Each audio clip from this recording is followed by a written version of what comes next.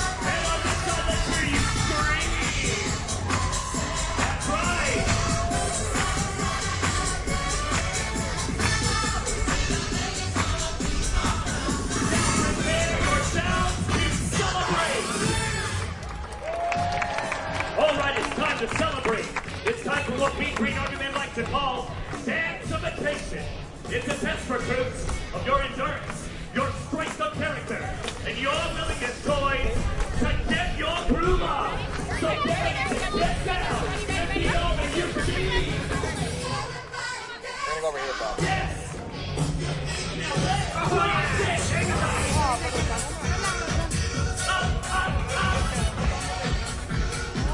We are dancing now. Woo!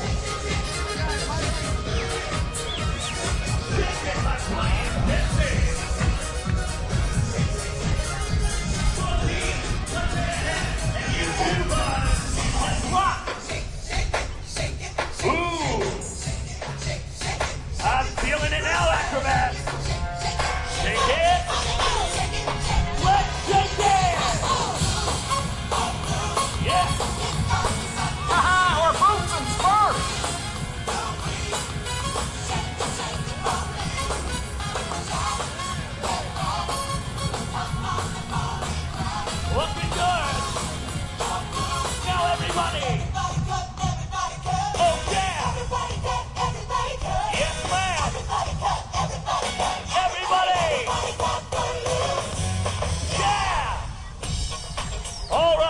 Now it's time to have all of our soldiers out here march up to the street. We want to see your best dance moves. First up, the Macarena. Come on, Woody.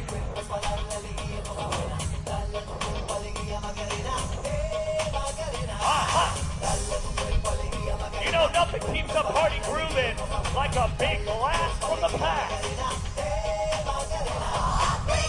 Look at me, Buzz. How's this for freaking out? Looking good, Woody. Keep it moving, toys. We are staying alive. Now freeze, up and down, and up and down. Roll those arms and shake that plastic hair. Woo! We still need more dancers on this Okay, street. everybody, do I have to spell it out for you? Ma'am, right out here. We're dancing today. And spell it too.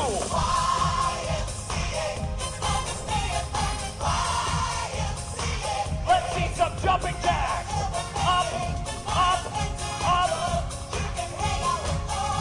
Hang out with us. It's fun to stay at the. You got it, little soldiers. And clap. All right, potato head. Let's see the hot potato. Hoop. Hoop. Everybody, let's all switch. Oh, yeah. The twist and shout. Come on, come on, come on. Now, ladies. Ma'am, I want to Oh, see yeah. that low. Come on, partner. Go. Lower. Lower. Now, freestyle. Oh, yeah. Woo. Oh, yeah. Woo! Let's go, double time. The sprinkler. One leg. Hold it. Clear the streets. Clear the area. Prepare for the grand finale.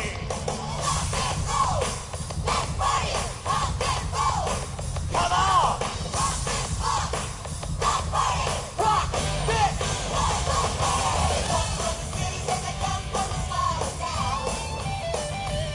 Woo!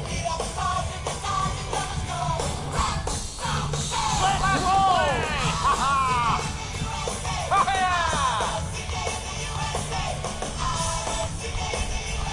Oh yeah! Rocket acrobats!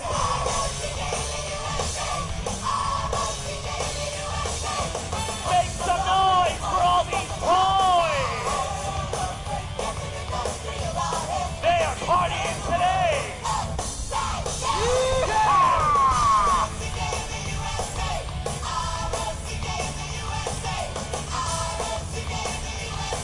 You got it now!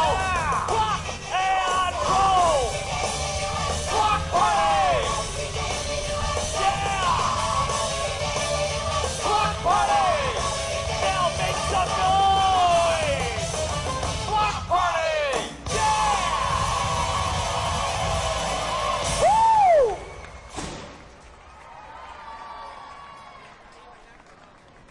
Excellent work, recruits! At ease!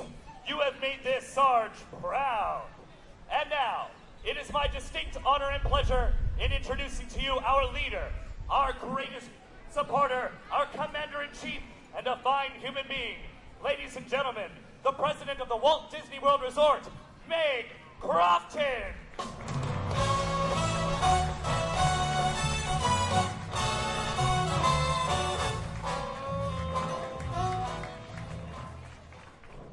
Good afternoon, everyone.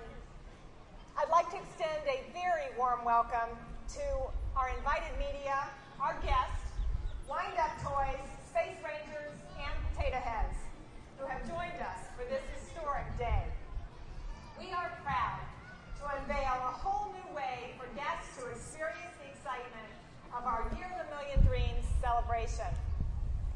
Toy Story Mania offers guests of all ages the chance to feel what it's like to be shrunk to the size of a toy and interact with some of their favorite characters from one of the best Disney Pixar stories ever told. What I love about this attraction is the way it merges classic Disney stories storytelling with an interactive ride game system that's unlike anything we've done before. To borrow a line from Mr. Potato Head, it's a ride that's a game and a game that's a ride.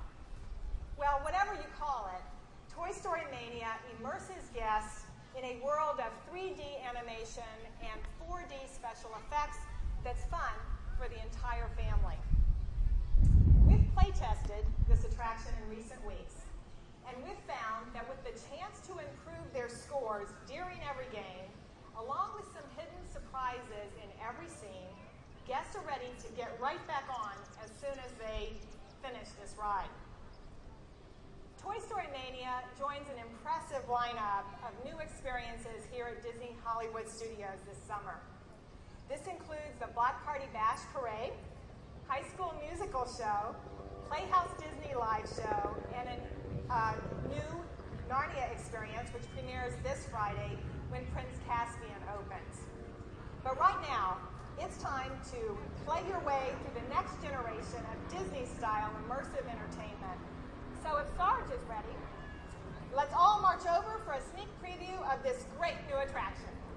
Thank you, Meg, for those inspiring words. We are looking forward to having some fun. And now, Tin Hut! Look alive, media troops. It is now time for you to follow Sheriff Woody and Jesse as we move you to your Toy Story Mania preview positions. All other troops, Tin Hut! It is now time for you to move to your Block Party Bash positions. Our Block Party Bash parade will begin in approximately 1,500 hours. That's 3 o'clock for all you civilians. And now, it's time to prepare to move out. I expect all the media troops to be following in line and staying in formation. This is the biggest party ever. Now let's move. In 5, 4, 3, 2, let's party!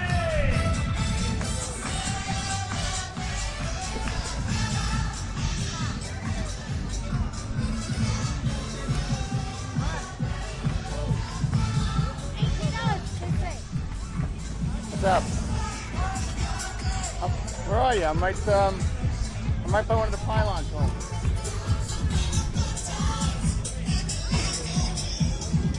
I'm right in front of the head. Stand still. All right, stay there. I'll be right there. I'm right behind you. Bye-bye.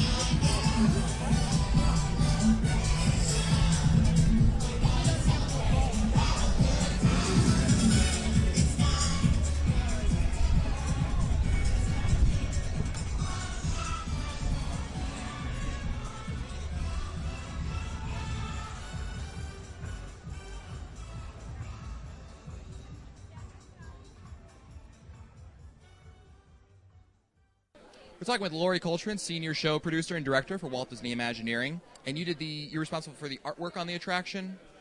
Correct. I was the art director for the attraction, including the architecture and the entire experience that you're seeing here today. The architecture really stands out. There's two different places. One is the exterior of the attraction, which is obviously based on Pixar Studios over in California. Tell us, was that always the idea? What kind of ideas were we talking about when you were looking at developing the attraction from the external basis with Pixar Studios? Were there other ideas that you were floating by, some other concepts that were possibly in the running besides Pixar? I can't really answer to how many ideas came before this one, but this seemed like the right match between the attraction on the inside and what was on the outside. There's obviously across the street more of Pixar Street getting ready to open right now, and I think it's just a good match. The Pixar products are so strong, and we intend to continue to feature some Pixar things on this street. So, okay. With the Pixar theme, tell us about what elements really were you drawn to in the Pixar campus that you implemented over here in Disney's Hollywood Studios? Well, I mean, it's generally a very classic look, and they took great pains in Emeryville when they built the campus there. It's a very beautiful combination of materials, and I think it created a nice background for us so that we could feature the toys that come out of the building and then start to pepper the street with all of their fun and color. So it's a really nice background for that. Absolutely. And speaking of color, inside the cube, I mean, the Pixar area is very nice, but really inside, there's so much color, so much energy. Tell us about how you decided what kind of design aspects for the interior, specifically the cube, because the cube really stands out as almost an attraction in itself.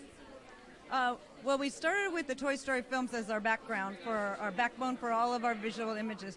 So we pulled as much as we could from the backgrounds that were created for those two films. There's so many things to pull from, and you can see around you there's a lot of familiar things that came from the films. Then we used other games and toys that came from about the same era that was depicted in the Toy Story films. Nothing brand new or modern that we see today, but from that era. And then we also thought about what would Andy, the boy from Toy Story, have in his room or in his toy box. So you can tell it's kind of geared towards boy theming a little bit more, but that's what it's all about, the environment of the Toy Story films. It's interesting how you incorporated toys that were in the film, like, you know, some of the elements there, like obviously the monkeys in a barrel, and some other things that weren't in the film, but you know, you were talking about. Was there anything that you wish, any toy that you personally wish you could have brought in over here that didn't make it? Well, there are a few toys that involve licensing and permissions to use, and some things we were able to use, some things that we couldn't. So I'm not going to get into details, but sure. Absolutely. Great. Well, thanks so much for your time. It's a wonderful attraction. Congratulations. Great. I'm glad you enjoyed it. Thanks. Okay. We're talking with Sue Bryan, senior show producer and director for Walt Disney Imagineering, and you were mostly responsible for the elements in the game, right? Yep, we worked with a big team of very smart people to try and make the game be as detailed and rich as possible, and also to make sure that it was appropriate for our entire audience.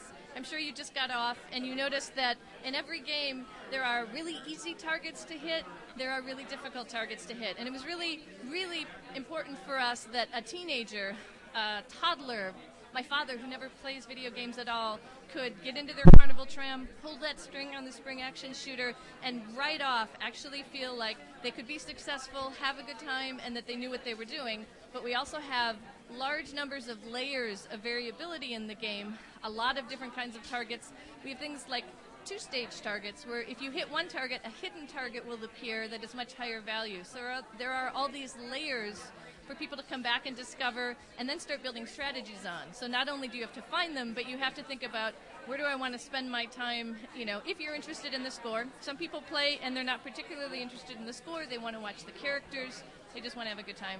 Absolutely. Let's take a step back from the game. Tell us about how you developed the game. How did you decide on the Midway theme versus, I don't know, something else? What drew you to the Midway theme versus something else? So initially, the concept was discussed for Disney's California Adventure for the Paradise Pier area. And we knew we wanted something that was kind of high energy and that was appropriate for that location. And so the idea of carnival games, virtual carnival games, seemed really natural. And then we thought it'd be a really great thing to be able to bring that Toy Story brand here to Disney's Hollywood Studios. And because it's a carnival game play set, and you're here playing with your Toy Story character friends, it seemed like an appropriate place to put it. So we started with the carnival theme, and then we went and started doing prototyping. We built mock-ups of this game for over 2 years, and we've been playtesting it and refining it and changing it, and got where we are today. Absolutely. One of the great things we're talking about is the details in the attraction. You know, you were talking earlier about the different elements in it, in that, you know, there's combinations and things that you can do that unlock certain things over there. Was there inspiration for that? What drew you to not make it such a linear game, sort of like, you know, Buzz Lightyear, where you're shooting targets and that's, you know, what drew you to that kind of a concept for a game? I think it's the idea of discovery and having an attraction that makes you want to come back again and again and again. So, I mean, it's really great to go through and discover everything the first time, but I think it's more intriguing to be able to say, oh, this time I'm going to focus on this element. You find things you never saw before. And again, so that we could address that broad audience, so that people who really did want to play again and again and were concerned about their score could spend a lot of time thinking about what they wanted to do and not just get good at pulling the string, but really have a strategy for the game.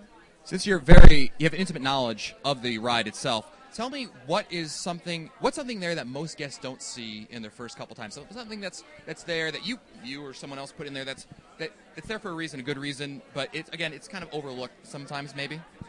I think a really good tip for coming to play the game after you've been through a few times and you've gotten used to how to use your shooter, look all around the screen. Look around the edges. Look at the top and look at the bottom. And don't always dismiss targets that don't have high values on them, because sometimes, as I said, they do trigger other higher value targets. So it's worth playing around a little bit to see what you can find. Okay, I'm going to go run and I'll be right back. Thanks so much for your time, Sue. I appreciate it. Nice to meet you, too. Congratulations. Thank you. We're talking here with Chrissy Allen, who's the senior show producer and director for Walt Disney Imagineering. Now, Chrissy, one of the things you were responsible for was originally the concept of the attraction. And tell us about the concept. I always find it fascinating how you decide on the concept. Where does it come from? Because a lot of times I know they don't start out. You didn't just sit up and you sketch this whole attraction on a napkin one day, right? No, and I didn't do any of the sketching on it either. So what I'll tell you is Kevin Rafferty, who you might have met or might talk to next, and Robert Coltrane, we're walking around Paradise Pier at Disney's California Adventure, and they were thinking about the next generation interactive riding game. And as they were there at Paradise Pier, they were looking at all those Midway games, and they thought, those were sure a lot of fun. Wouldn't it be great to find a new way of telling the Midway story using the Toy Story characters? And so they came up with this idea of riding through a magical Midway and playing traditional Midway games in 3D with a moving ride vehicle and some kind of shooting gun.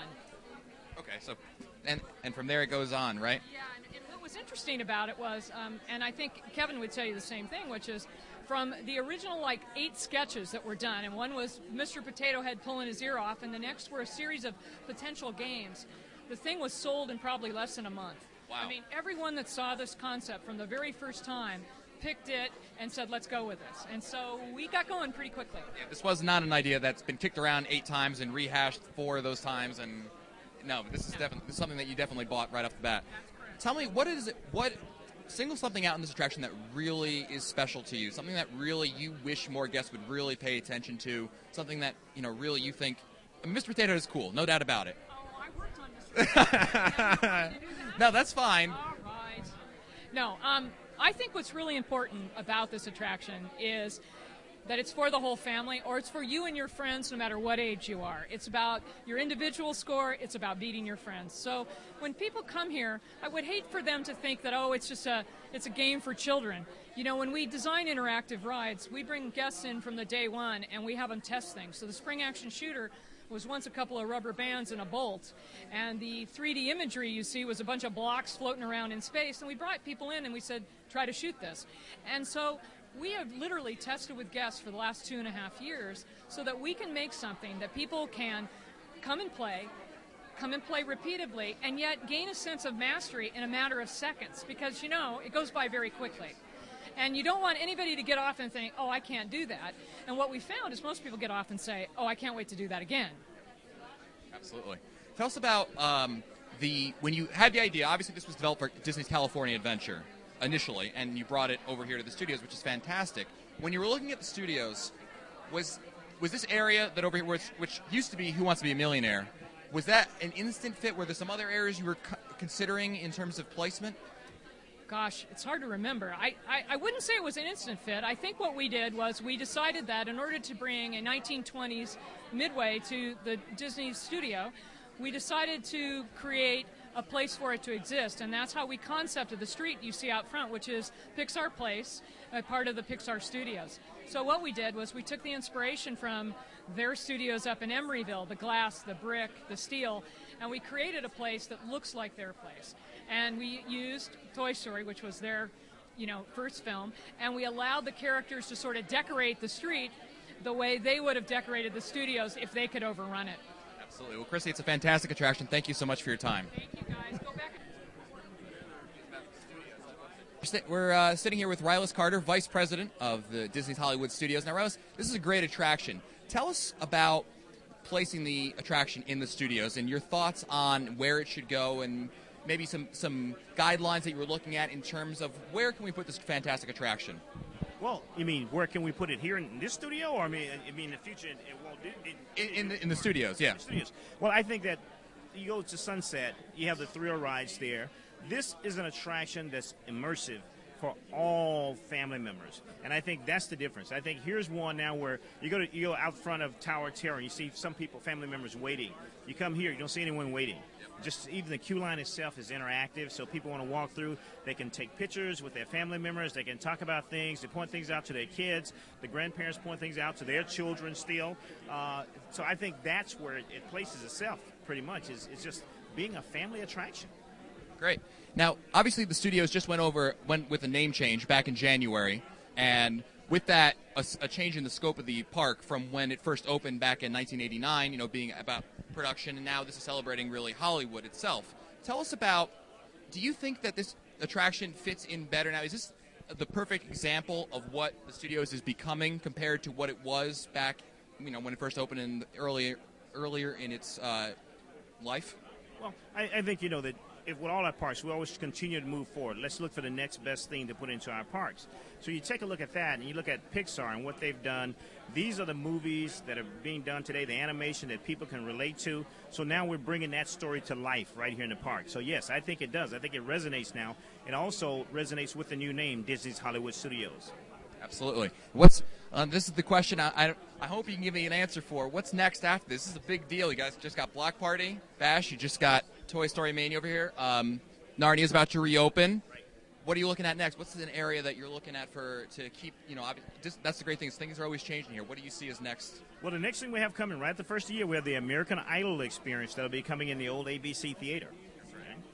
Great. Well, thanks so much, and congratulations on the new attraction. Thank you. Thank you very much. All right. Sure. Thank you so much. We're talking with Kevin Rafferty, Senior Concept Writer and Director of Walt Disney Imagineering. Now, Kevin, we were talking to Chrissy before, and she had mentioned that you had worked on the concept of it. Right. What drew you to this concept of Midway Games? Well, it's first of all fun and color, and second of all that we were walking along the Paradise Pier area of Disney's California Adventure, and we were walking by the Midway area, and my colleague and I, Robert Coltrane, back in Imagineering, California, were at the same time thinking about what can we design and develop that's the next generation ride game experience for the whole family. And we started talking about, well, here we were on the boardwalk at Paradise Pier. What if we could actually ride through these Midway games? What would happen then, and how would we do that? And who would be there? And, so we started to think of all these things. And Robert and I are both huge fans of the Toy Story characters because they're so colorful and fun and humorous, and they lent themselves perfectly to the craziness and zaniness and the mania of the Midway. And so what we did was we took the Toy Story characters and we combined them together with traditional games that you would find on any Midway, like the ball toss and the balloon pop. And it all started to come together, and we started assigning each of the Toy Story characters with their own game, like Bo Peep's Balloon Pop, which made sense to us because she would have balloon sheep that she would tie up into balloon animals, and we could pop those. And last but not least, the last guy on our list was Mr. Potato Head, and we thought he'd be a natural to be the boardwalk barker out front. Ladies and gentlemen, boys and girls, step right up and take a rollicking ride in our gallery of games. So we thought he'd be perfect out front as a barker to pull guests in to get them to play these games. Terrific. One last question for you, Kevin. In the attraction, what's something that you put in there that many guests might not see the first time through or might not really pay attention to? What's something that really stands out to you as something that you wish more guests would say, hey, take a look for that? Well, I think to answer your question, that the first time through, it's so visually beautiful and overwhelming as far as the whole piece itself. And the backstory is that Andy received this Midway play set for his birthday, and when Andy's away, the toys will play.